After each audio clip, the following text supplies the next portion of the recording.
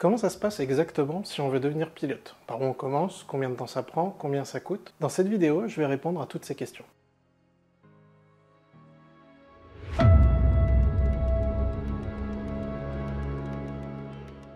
Bonjour à tous et merci d'avoir cliqué sur cette nouvelle vidéo. Quand on parle de devenir pilote, il faut faire la distinction entre deux licences principales. La première, c'est la licence de pilote privé, le PPL, et la deuxième, c'est le CPL, la licence de pilote commercial. Petite précision les amis, il existe également les licences LAPL et MPL, mais étant donné qu'elles sont un petit peu particulières et plus limitatives que le PPL et le CPL, j'en parlerai dans une autre vidéo. Le PPL, c'est une licence de loisir, de plaisance, qui vous donne le droit de piloter un avion, d'être commandant de bord de cet avion, mais qui ne vous donne pas le droit d'être rémunéré pour ça. Et je vous déconseille vivement de le faire, vous risquez non seulement de perdre vos licences, mais surtout de grosses sanctions pénales. Le CPL, en revanche, c'est une licence professionnelle qui, elle, vous permet de travailler en tant que pilote, et donc d'être rémunéré pour cette activité. On va donc commencer par le PPL, et je vais vous expliquer comment ça se déroule. Pour commencer, on va avoir la visite médicale classe 2, donc c'est une visite médicale obligatoire qui va déterminer si oui ou non vous êtes apte à pratiquer le sport aérien, entre guillemets, ou en tout cas le pilotage d'un avion. Comme pour n'importe quel type de sport, il y a une visite médicale au départ, elle est un petit peu plus spécifique pour l'aviation, mais il n'y a rien de bien compliqué. On reparlera du CPL un petit peu plus tard, mais pour la visite médicale classe 2, tant que vous y voyez correctement, que votre oreille interne fonctionne bien, que vous n'avez pas de soucis particuliers, c'est très rare d'être déclaré inapte sur la visite médicale classe 2. Ensuite, il va y avoir la partie théorique. Le théorique PPL, c'est un examen écrit sous forme de QCM avec 9 épreuves différentes pour un total de 128 questions. Je vous mets la liste de toutes les épreuves avec le nombre de questions juste ici. Le temps nécessaire pour passer ce théorique, en tout cas pour le travailler, ça va dépendre totalement de vous. Dans l'absolu, c'est pas très compliqué, tout dépend du temps que vous y investissez et les efforts que vous y mettez. Si je peux vous donner un conseil, c'est de vous focus là-dessus dès le départ, de vous en débarrasser le plus vite possible pour deux raisons. La première, c'est qu'il va vous falloir le théorique pour pouvoir commencer les navigations solo, et la deuxième, c'est que comme ça, vous pourrez profiter pleinement des vols sans avoir à vous prendre la tête à travailler le théorique en plus. Encore une fois, le théorique en lui-même n'est pas particulièrement compliqué. On s'en fait souvent un petit peu une montagne de pas grand-chose. Il y a dans l'absolu que 128 questions, il y a 9 modules certes, mais ils sont pas très compliqués et avec un petit peu de travail, ça se passe très bien. En ce qui concerne les vols, pour prétendre à passer le test en vol pour valider la licence PPL, il vous faut au minimum 45 heures de vol, dont 25 heures doivent être exécutées en double commande, c'est-à-dire avec l'instructeur à bord avec vous, et au moins 10 heures doivent être exécutées en solo. Et en plus de ça, dans ces 10 heures, il faudra que vous fassiez une navigation de 150 nautiques avec 3 arrêts. Comme toujours, le temps que ça va prendre va varier en fonction du rythme auquel vous volez. Si vous volez qu'une fois par mois ou 3 fois par semaine, évidemment, le temps de formation sera différent.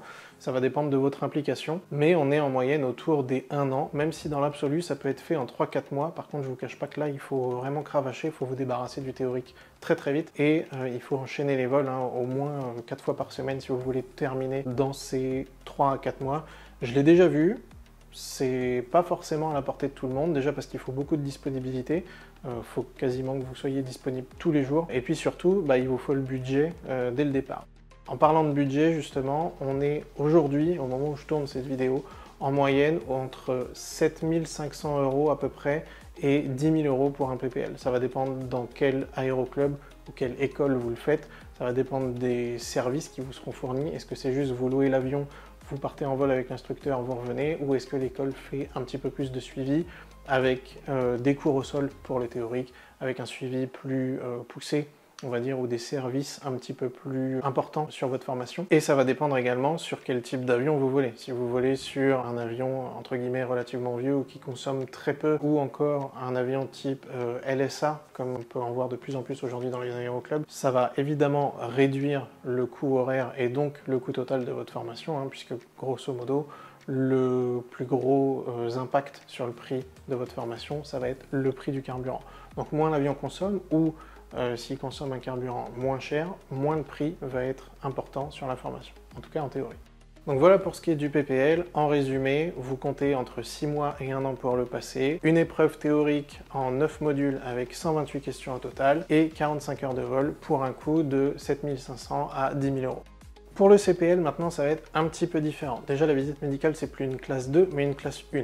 En gros, on check la même chose, mais en plus poussé. La visite initiale, en tout cas, dure à peu près une demi-journée, dépendamment du centre dans lequel vous le passez, et les médecins vont aller beaucoup plus en profondeur. Là où pour la visite médicale classe 2, un seul médecin, généralement un médecin généraliste avec une accréditation aéronautique est suffisant. Pour la visite médicale classe 1, ce sera fait dans un CEMPN, un centre d'expertise médicale du personnel navigant, et vous allez voir plusieurs spécialistes, un ophtalmo, un ORL, un médecin généraliste et d'autres si nécessaire. Et là, le prix de la visite médicale est à peu près autour des 250 €.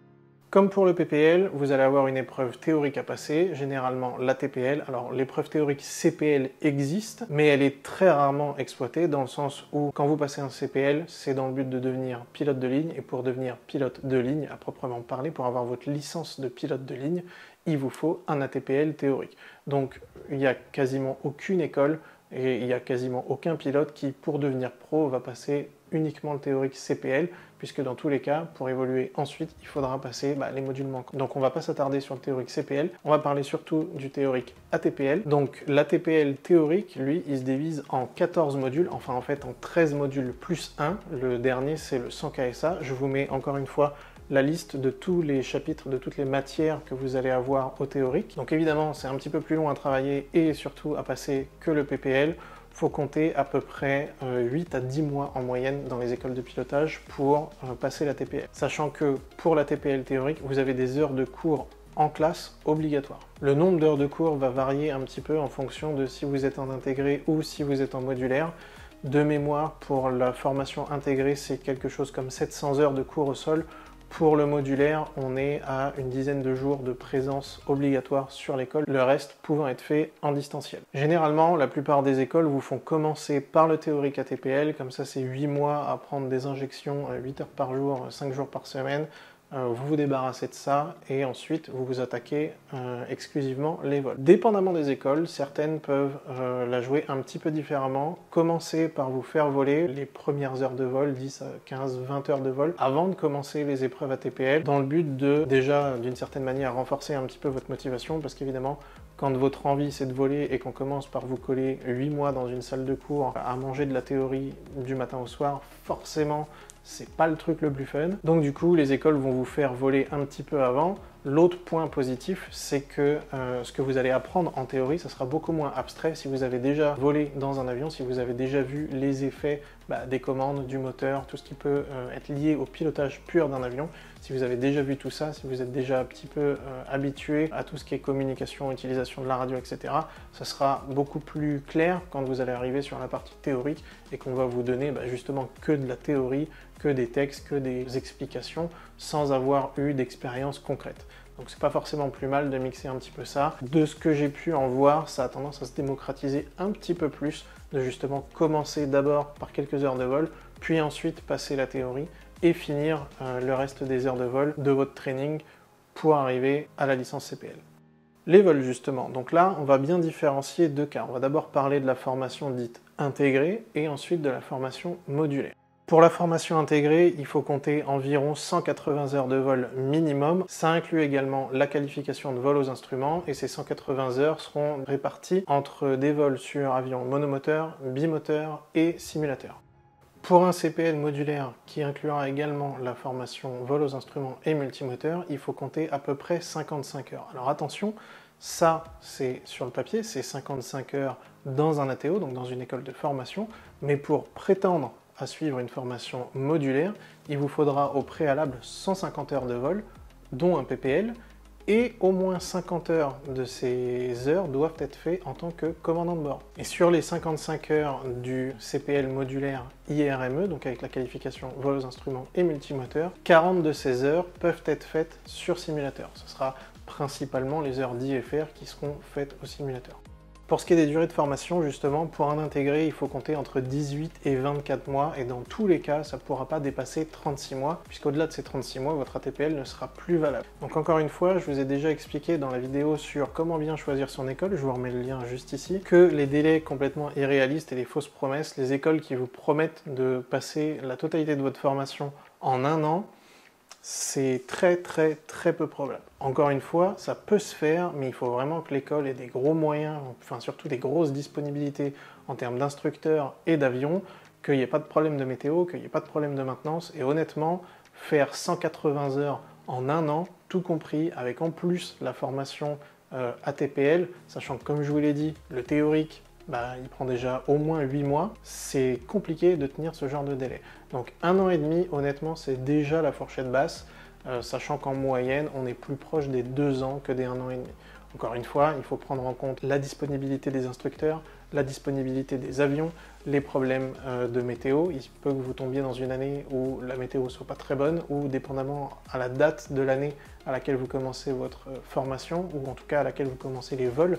Si vous commencez à voler à la fin de l'été, ou en plein au moment où on rentre dans les mauvais jours, dans les jours de l'hiver, où il fait froid, il fait pas forcément beau, forcément ça ralentit d'autant votre formation, surtout pour la partie VFR, donc le vol à vue, où il vous faut des conditions météo minimum pour pouvoir faire le vol à vue. Donc voilà, en moyenne, 18 à 24 mois pour une formation en intégré. Pour le modulaire, encore une fois, c'est dans le titre, c'est une formation entre guillemets à la carte, donc ça va dépendre de vos disponibilités. L'avantage du modulaire, c'est que c'est vous qui organisez votre planning de formation d'une certaine manière. Vous volez quand vous êtes dispo, et surtout quand vous en avez les fonds. Le gros avantage du modulaire, c'est que vous n'êtes pas obligé de payer toute la formation d'un seul coup.